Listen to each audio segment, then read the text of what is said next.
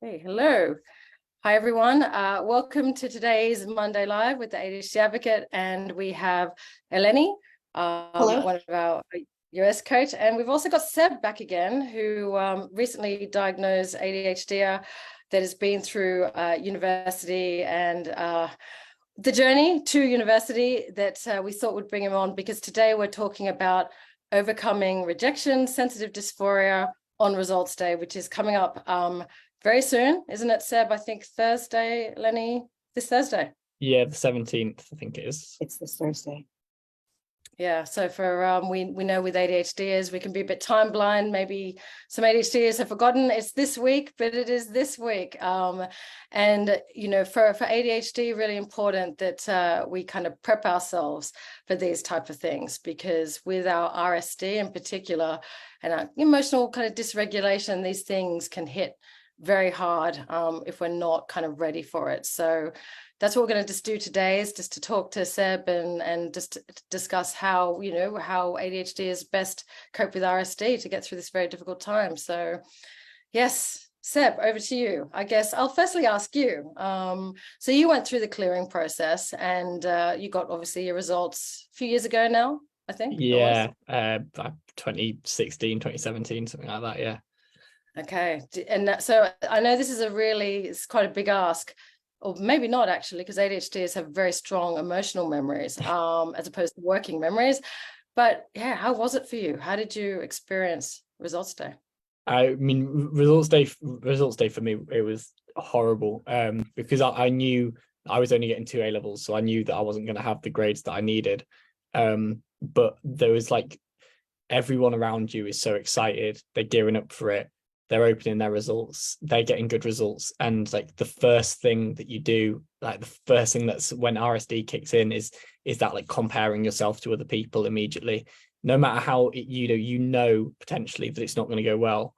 But as soon as you're in contact with other people, you feel like the disappointment, like not only your own disappointment, but your teacher's disappointment towards you, like your parents' disappointment. And in reality, it's not really there. Like everyone cares about you, but you immediately assume that everyone's disappointed, that all those people who like you sat next to in class and you thought you were quite intelligent, they've got better grades than you.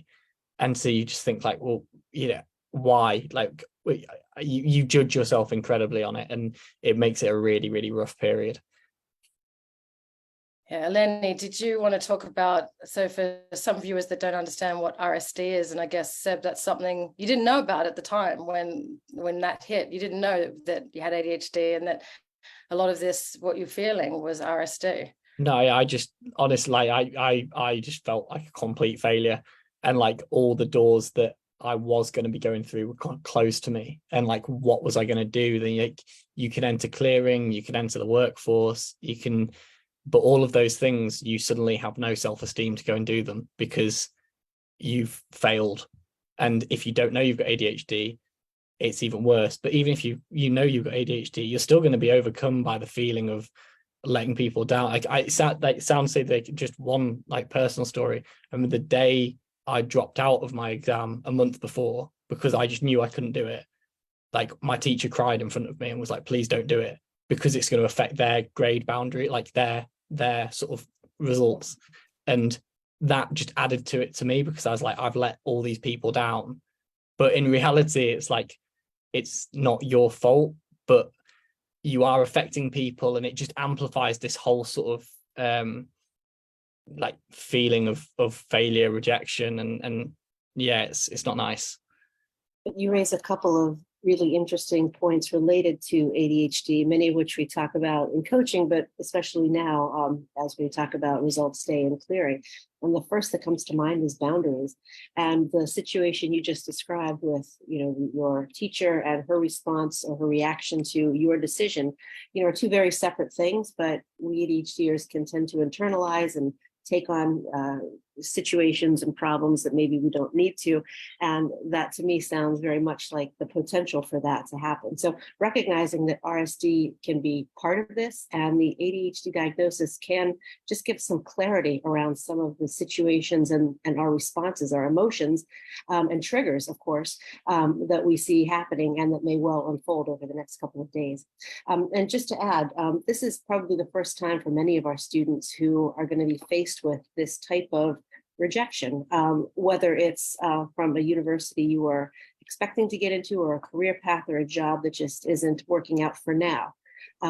These are skills that are really important to acknowledge and talk about. So I'm actually really pleased that we have the chance to do so this week, so we can equip our students to kind of recognize that. Yeah, it's RSD. It hits hard.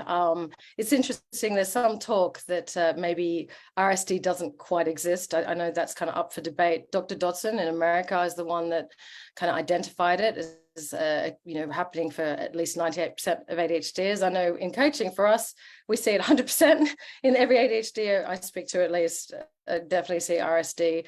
And it's definitely one of, I would say, the most crippling aspects of ADHD, whether it's, an actual scientific thing or not. Apparently it is very much wired into the ADHD brain, like the other ADHD kind of traits. It's not easily overcome by CBT, for instance. And in fact, there's actual medications that Dr. Dodson recommend to help with RSD. But it is a real powerful, overpowering feeling that dysphoria means crippling pain, from the Greek word, Eleni, I'm sure. Well, what's the Greek word? What is There the Greek word? Oh, you're putting me on the spot, Well, Stephanie. But you're right. It certainly is part of the emotional dysregulation that we ADHDers, can now recognize once we do get a diagnosis and get some clarity, and it helps us gain, I think, perspective. But Seb, sort of, how did you come through this kind of rough patch when you got your results and sort of going through clearing? I mean, I think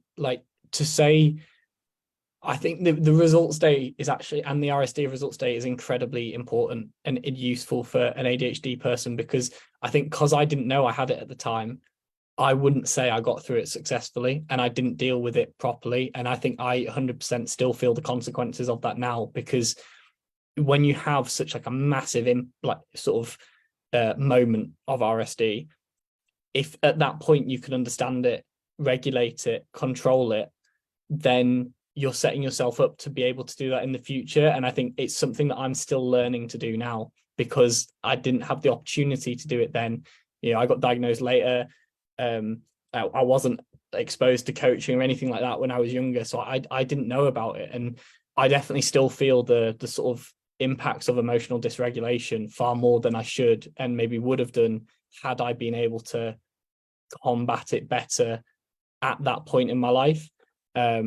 So I think, like, it's not, obviously, it's not the end of the world if you can't, if you feel it. Everyone's going to feel it, but I think getting a hold of it at that point is so much more useful than anything, really. The failure to an extent at A levels might be the best thing that can happen, if it allows you to then work on the stuff which is going to keep coming back, because it does, because it's not just results day, it's every little point, it's every relationship you have with a family member, a partner, friends. Like, it's always there. And if you can learn to regulate it, if you learn about it, then it's fantastically useful, and it means that you can like harness your ADHD to your advantage at that point. And that's just what I'm learning to do now, and it's fantastic now.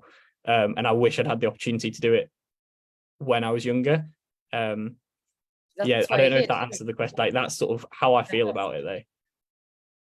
It's beautifully put, isn't it, Eleni? I mean, that's exactly on point, because what we see with a lot of ADHD is that, as you said, these kind of moments that hit so hard can very much shape the narrative, unfortunately, years to come, and affects, opportunities in the future, because it's what you kind of not start telling yourself, because I guess the story that we tell ourselves starts very early, from a very young age, when we're getting all the negative messaging from other people as well about our ADHD, not knowing we've got ADHD, the same negative self-talk. But yeah, it's those really impactful RSD moments that start to kind of wire us and can really affect our future adversely. 100%. I'd never considered it as like that, like the root being pain, because you don't consider it as that. And actually it makes a lot of it makes so much sense, because almost those moments of RSD, if you don't deal with them, they are trauma centers in your past. Like you feel that moment for a long time, and it shapes who you are and what you do. And it doesn't have to be like, it's gonna hurt, but you can manage it if you've got the support and the knowledge behind you to manage it.